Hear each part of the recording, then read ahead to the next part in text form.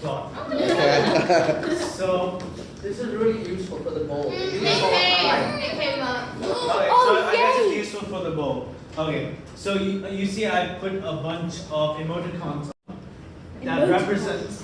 Emojis. Sorry. Sorry, I was born in 1998. Emoticons. Okay, go. Emoticons. Mispronouncing emojis. Okay, so why is it called Arson Plus? And does anyone know the meaning of arson? It's when you set something on fire which is near property. Yeah. So the whole basis of the story is based on this one crime in which a fire is set to a man's house and the man disappears or apparently dies in the midst of the fire. And one neighbor, a man named Pringle, calls the police. Now Pringle lives half an hour away, but there's a couple called the Kunzes, the servants to the former owner of the house, who claims that they don't have any idea about what happened. And they had a very non-existent relationship with their master. But who's our hero in this story? Someone who's nameless. Someone who's narrating the story in the first person. And we can refer to him as the Continental Hawk. He's just an ordinary policeman or sheriff. Actually, he's a detective who works for the department. So he teams up with a man called McClump, who's the deputy sheriff in this area. And they set about trying to discover who burned down the house, where did the man go, and what actually happened. So they go and meet the man's relative, who is a flapper called Evelyn Trowbridge. Now this is the 1920s. So this woman's represented as being slightly loose, just come out of a recent divorce for reasons that apparently weren't her fault. But we can't trust Evelyn Trowbridge because of how ambiguous she is. But they ask her what's going on, and they say, she says, I have no idea what's going on, except that my uncle, my mother's brother, came to me a while ago, asked me to inherit all of his insurance, as in she gets the money for the house burning down. And apart from that, she knows nothing about the crime. But more information is revealed as she says that there was a man called Henderson who drove past the house and got out of the car and watched the house burn down. He was just a passerby in the whole story. But at the end of the story, it's revealed that the Continental Hawk notices trends between Evelyn Trowbridge, the Kunzes, and Mr. Henderson. He looks at the appearances of Mr. Henderson and Mr. Thornburg and realizes that they both are the same person. Mr. Thornburg has never existed. Mr. Henderson just bought a house and burned it down so he could he could get the insurance money. And he used Evelyn Trowbridge as his fake niece to lead them away from any clues. So it all ends in this wild kind of car chase in which the formerly useless McClump shoots Mr. Henderson or Mr. Thornburg, and he dies. And that's the end of the story. Yes? I was gonna, so basically, this guy sets a house on fire, this guy pretends he's dead, and then like his relative that's a flapper is like trying to, well, she's not trying to help the police, but the police try to get information from her, but then apparently she's been like the Henderson's like little path. Yeah. So I'll explain it another way. I'll explain it like logically. So the Kunzes, Mr. Henderson, and a woman called Evelyn Trowbridge get together to make a lot of money. What do? Mr. Henderson buys a house, which he decides to burn down, and pretending to be Mr. Thornburg, he tells the state, or he signs a document that says Evelyn Trowbridge is the inheritor of the insurance money. But they plan to split among themselves. How do they find out who Mr.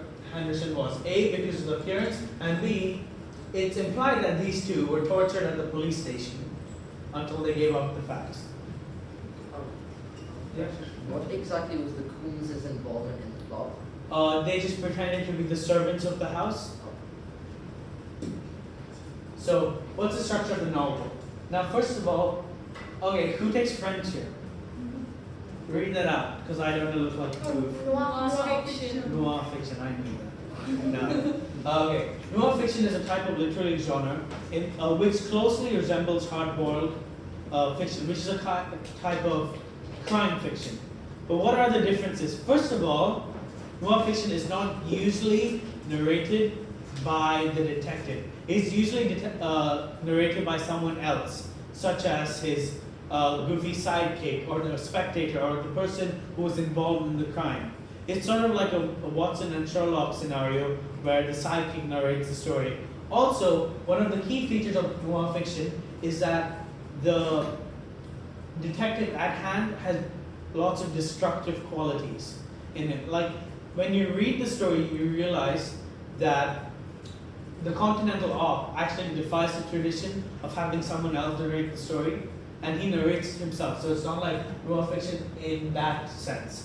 But as you read the story, you see he has this disdain for stupid characters. He disregards people, and he's cynical on the whole. It was because of noir fiction that the stereotype that detectives are cynical people who don't like the world very much and have a detachment from people got popularized.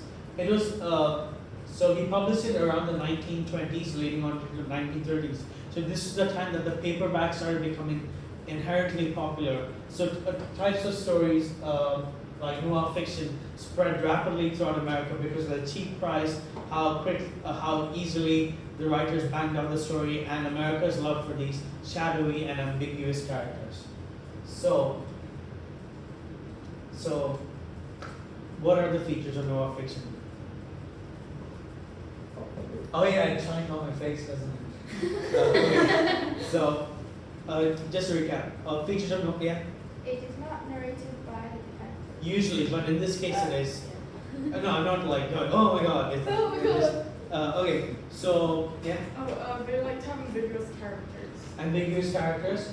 What kind of hero is it? Is a noir fiction's traditional hero? He's an anti-hero, yeah. Yeah. You can still tell we're listening to you. Yeah. Okay. So I've just Wow. just He put a lot of effort into his part, like a lot of As quality well. text. Year 9 present, year 8 or 9? Year 9. Year 9 on present. Schroding. Okay. So Anyone? I've created a word cloud representing the key features of noir fiction, so it becomes easier for you to note it down. What? Don't come in, it's not PG. It's not PG. You might want Okay. to. It's okay. I mean, It's we're really. all born this way. So first of all, Stand next to music, guys. okay, I'm just going to read out the word cloud I made because I've been obsessed with word clouds. So first of all, they're realistic, they're narrated in first person, they're traditionally dark. Most of our fiction was set in the 1920s, during the Roaring Twenties, a time of affluence and crime. Lots of sex in noir fiction, as conventions were loosening. People liked characters that defied characters that broke through conservative values. The lead in noir fiction is usually cynical. He's an anti-hero, and the protagonist doesn't traditionally narrate the story, but in the case of Arson Plus, he does. Now let's look at context. So it's a time of affluence. The automobile market has just boomed, producing cars at an insane rate, which leads to the car chase at the end of the novel, representing the type of society America had at that time, a society of excess, a society where people were allowed to buy houses and then burn them down so they could claim insurance money. So I'm just going to go through this quickly. I'm just going to read out the keywords: financial fraud, increased crime, machines, popularity of the telephone. So you see throughout this novel, the telephone becomes a symbol of communication. The fact that so many people are out to communicate across America, Sacramento and Seattle and New York, and actually create a plan from a distance to get money in a rural area. So you can really see barriers breaking down as the telephone becomes popular. So Ott calls Henderson the neighbor calls and Thornburg calls. So, but strangely, there's no clear connection between arson, the crime of the story, and historical events. So this wasn't based on an actual house burning down in the 1950s. It's just a likely scenario that he made use of. So, I already talked about noir fiction. So, I'm going to skip this. So we have an apathetic main character, a gritty setting, and a very loose plot structure. Not much happens. It's led by character. It's not led by a logical process. It's led by the personalities of the people acting in it. The intention of the author at hand was that he wanted to give each and every character a voice by leaving them ambiguous so that a mystery could deepen. So it was the first novel in which the Continental Op was introduced as a character. And he was introduced as a character who didn't have a clear sense of right and wrong. In his later novels, he has a case where one of the reporters at his agency isn't keeping in with law. So he has a choice of either exposing him and besmirching the name of his agency or tracking down another man. But he has these two things on his hands. So what does the anti-hero decide to do? He decides to set these two people against each other, and they eventually kill each other, and his work is done. So this anti-hero is not afraid of his actions being questionable. He's not afraid of his actions leading to murder. Is that how he's introduced in the book, the Continental Detective Agency? Yeah, he's introduced in that, but this is the first story where he's presented as, like there's criticism of the short story saying it was bland, and they didn't really like the character, but as the author kept publishing these novels, he grew on the people. So, okay. It's much clearer on my laptop. Hit the light, maybe yes. Yeah. So let's look at the author. He was born in Maryland. He dropped out of school at 13. He took multiple jobs and actually worked as a detective for a number of years. He published Arson Plus in a collection of short stories called Black Mask.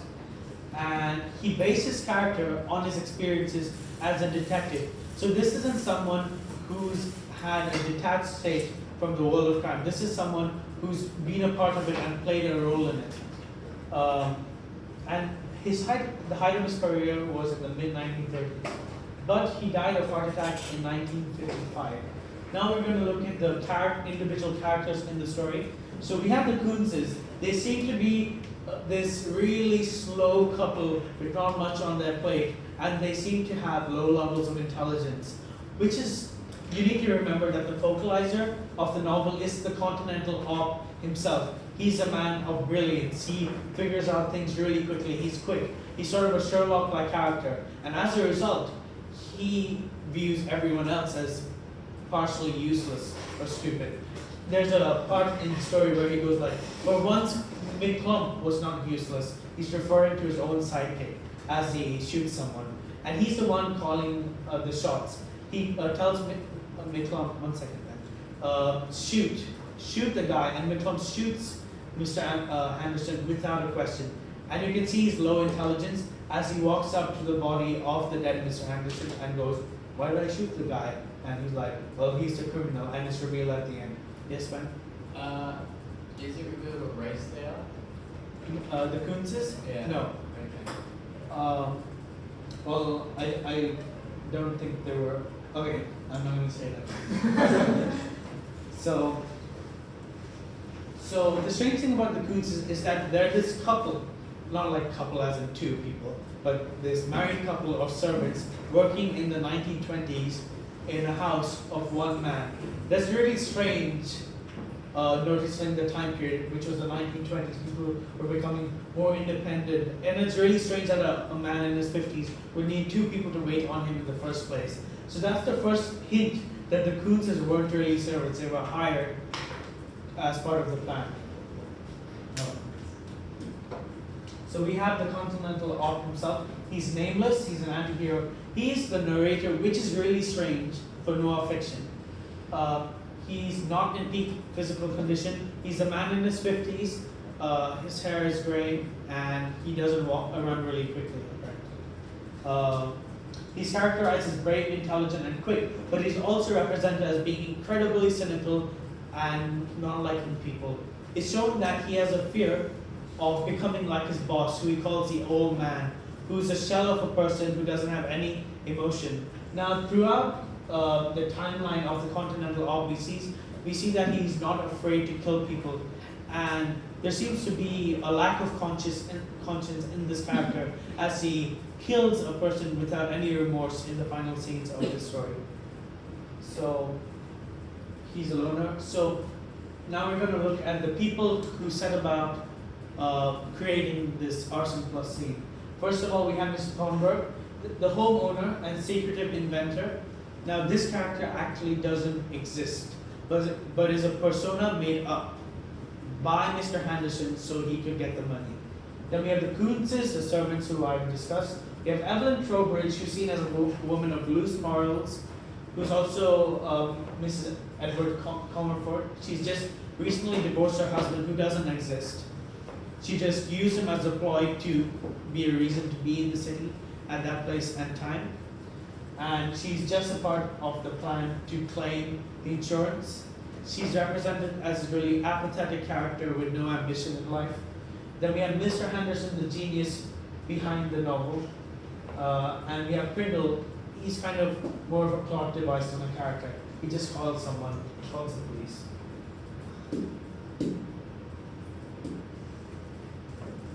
Can I explain this right?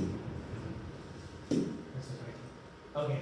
Literary techniques and themes. So we have a lot of allusions to The Great Gatsby, which is a really famous novel published at the same time. We have The Fire, dwelling on the past, Sin and Corruption. Who here has read The Great Gatsby? I watched the movie too. So we have The Fire. So there's a moment in the book where Mr. Henderson, who sets this house he bought on fire to claim the insurance money, just stand in front of the fire and admires handiwork as the house burns down. And we see in him this vile nature that enjoys destruction and enjoys things burning up. So, but there's also this sense of remorse that he's ruined the house. And we can compare that to Gatsby as he stands in front of Daisy and sees his love with her that was previously like, I don't want to use the words roaring affair, but quite a passionate entanglement. I'm 3 years old. Okay. And he sees himself slowly lose that connection to her. And similar, I hate words with R's and L's in them. Similar. We can see both of them dwelling on the past as their creation burns out. Gatsby is a character who looks at the past and goes, I wish things had gone differently. I wish she hadn't married this man. I wish she was my wife. So we really see this theme of remorse and regret coming through. We also have a very important theme of sin and corruption. Yeah? Sorry, couldn't you say that they both thought they were so great that they could pull anything off, and then at the end they just realize all of that? Yeah. So both these characters, Henderson and Gatsby, meet a tragic. Oh, I'm sorry. It's okay. I was going to ask you something. Yeah, ask me. Okay. So, do you know how right before Henderson gets shot, do you think after the fire, when you say remorse about the house and the feeling of guiltiness, do you think that could have been overcome by the amount of money he gets from the tax insurance fraud? I think definitely, because he randomly hires two people he doesn't know and a very questionable woman to carry on his plot. So I think his remorse is very short-lived. It was in the moment, and his greed overcame that. So, do you think you can say that in the modern world, we can say that emotions is usually overcome by money, which is now the power? I think I would rather say money fuels emotions or fuels negative emotions. I don't want to quote the Bible, but I'm going to. The love of money is the root of all evil. So, sin and corruption. So if you look at every character in this novel, there's not one of them that I like or connected with. they were all presented as having a distance from what was really happening. They were all presented as characters with flaws, but they were now that's likable in a person having a realistic character. But the problem with this story, not the problem or the feature of this story, was that each character was consumed by their flaws. They were driven by their flaws. The Continental Op was merciless and didn't have any sense of right and wrong. He kills a man in cold blood. Big Clump is a giant doof and just shoots people without any good reason. The Coonses, they sell out their crime partner, and Evelyn Trowbridge is just along in the ride for the money. So we also have the theme of ambiguity. The first person narrator is never given a name. The Continental Op is just referred to as Continental Op. So that really prevents us from connecting emotionally with this really distant character that sort of like despises people. And then we have the theme of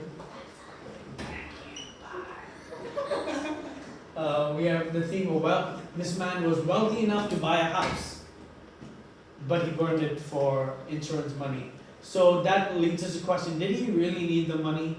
Was the profit really that significant? Or was he just in it for the extra cash? Now you see the 1920s was a time of people just betting randomly on Wall Street, trying to make money as quickly as possible up till October 1929 when Wall Street crashed. So we see really the American spirit at the time was one of indulgence and not caring about consequences and really just putting, counting all the eggs before they ever hatch.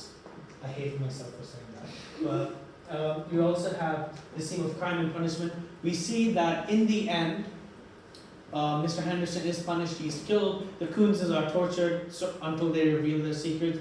We don't know what happens to Evelyn Trowbridge, but it's assumed she goes to jail. So all the wicked characters in this novel are punished. But the strange thing is that our own anti-hero has flaws. He kills people as well, and he isn't punished.